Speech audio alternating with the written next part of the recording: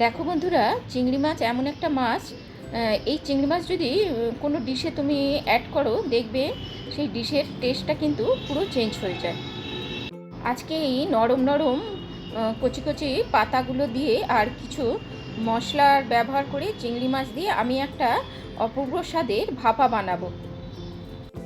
এই রেসিপি দেখে তোমাদের কি মনে হচ্ছে জানি না, কিন্তু খেয়ে তোমাদের অবশ্যই ভালো লাগবে, এইটুকু তোমাদের বলতে পারি। নমস্কার বন্ধুরা, সবাইকে জয়ার কথা চ্যানেলে স্বাগত জানাই। চিংড়ি মাছ দিয়ে এই সুস্বাদু ভাপা করার জন্য দেখো এখানে কি কি নিয়েছি। প্রথমে বেশ কিছুটা নারকেলের কুড়ানো নিয়েছি, মানে আধখানা নারকেল কুড়িয়ে নিয়েছি। এবারে ধনেপাতা নিয়েছি, কিছুটা কাঁচা লঙ্কা, সর্ষে, পোস্ত আর লেবু নিয়েছি। আর তো এখানে নিতে হবে অবশ্যই চিংড়ি মাছ।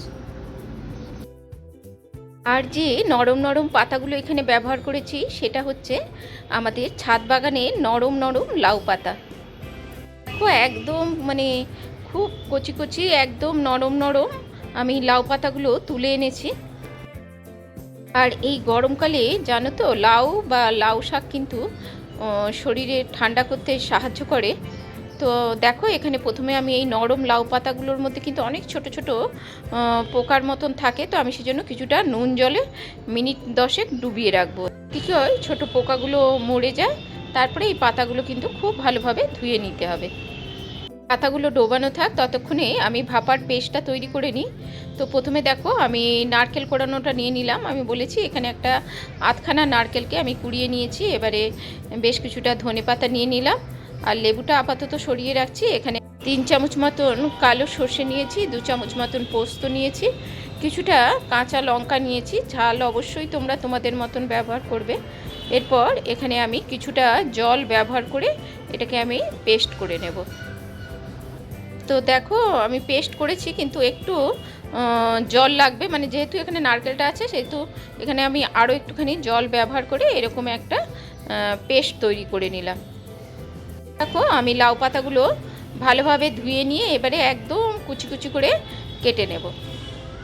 এই যে আমি লাউ পাতাগুলো ব্যবহার করেছি খুবই নরম, তাই একদম নরম ডাঁটাগুলো এর মধ্যে আমি দিয়ে দিচ্ছি।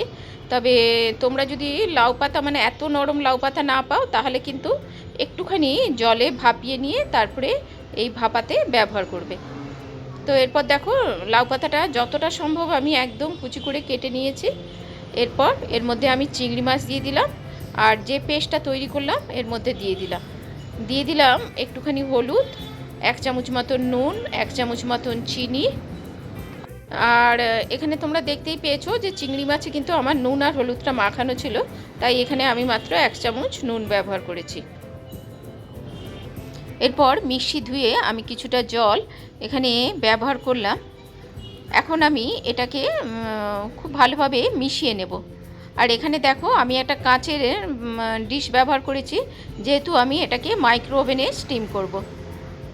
আর জলে স্টিম করতে চাইলে তোমরা যে কোনো মেটেলের পাত্র ব্যবহার করতে পারো। এরপর দেখো এখানে আমি ওই 1 চামচ মতন লেবুর রস আমি এখানে ব্যবহার করলাম। এরপর এখানে আমি প্রায় 4 চামচ মতন সর্ষের তেল ব্যবহার করব। এখানে কিন্তু অবশ্যই সর্ষের তেল ব্যবহার করতে হবে, তবেই ঝাঁঝটা আসবে আর ভাপাটা খেতে ভালো লাগবে। এখন আমি এর মধ্যে লেবুর রস আর সর্ষের তেলটা খুব ভালোভাবে মিশিয়ে দিলাম। এরপর এর মধ্যে আমি কিছু গোটা কাঁচা লঙ্কা ব্যবহার করব।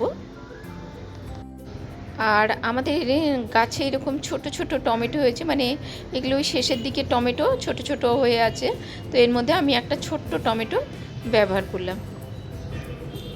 আমি দেখো মাইক্রো ওভেনে স্টিম করব বলে এখানে আমি একটা কাঁচের পাত্র ব্যবহার করেছি। আর মাইক্রো ওভেনে এখানে আমি 4.5 মিনিট মতন টাইম সেট করে দিয়েছি।